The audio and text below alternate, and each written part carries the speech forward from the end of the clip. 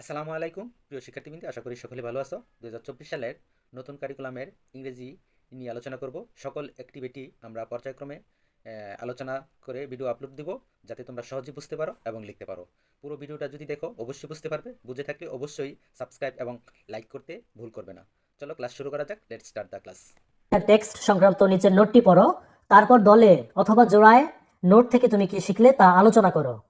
তো এখন আমরা জোড়ায় আলোচনা করব এই নোটটি থেকে কি শিখলাম। তবে নোটটি তোমরা একটু ভালোভাবে পড়ে নিবে। এটা বাংলা অর্থ সহকারে তোমাদের বইয়ে দেওয়া আছে, 47-48 পেজে তোমাদের এই নোটটি বাংলা অর্থ সহকারে দেওয়া আছে, তোমরা ভালোভাবে পড়ে নিবে। তো জোড়ায় আলোচনা করতে যাওয়ার আগে এই নোটের মূল অংশটুকু আমি একবার তোমাদেরকে বলি।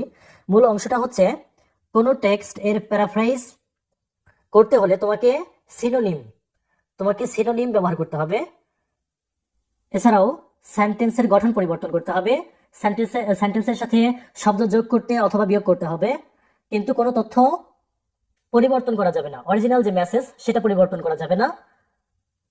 তার মানে হচ্ছে প্যারাফ্রাইজ হলো কোনো একটা টেক্সটকে নিজের ভাষায় নিজের মতো করে উপস্থাপন করা, মানে ভিন্নভাবে উপস্থাপনের কৌশল এটা। তো এবার এই নোটটি তোমরা আরেকবার একটু ভালোভাবে পুরোটা পড়ে নিবে। আমি এখন তোমাদের মূল উত্তরে নিয়ে যাচ্ছি, অর্থাৎ জোড়ায় আলোচনা করবো এখন আমরা।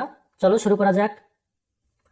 এখানে নোটটি পড়ে আমরা যা বুঝলাম সেটা এখন জোড়ায় সংলাপ আকারে উপস্থাপন করব। স্টুডেন্ট 1 বলতেছে যে, hi friend, have you read the note on the techniques of paraphrasing a text?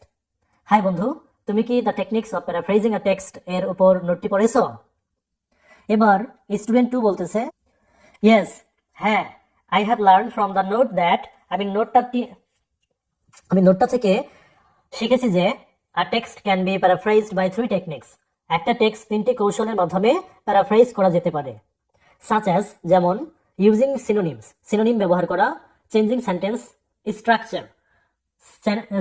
Structure change করা, পরিবর্তন করা, and adding or removing words, শব্দ যোগ বিয়োগ করা। এরপর স্টুডেন্ট 1 বলতেছে, সাউন্ডস গ্রেট, ভালো বলেছো। That means প্যারাফ্রাইজিং is writing something in your own words, right? তার মানে প্যারাফ্রাইজিং হলো কোনো কিছু নিজের ভাষায় পুনরায় লেখা, তাই তো? স্টুডেন্ট 2 বললো যে, এক্স্যাক্টলি সো, ঠিক তাই। তো প্রিয় শিক্ষার্থী বন্ধুরা, যদি ভিডিওটি ভালো লাগে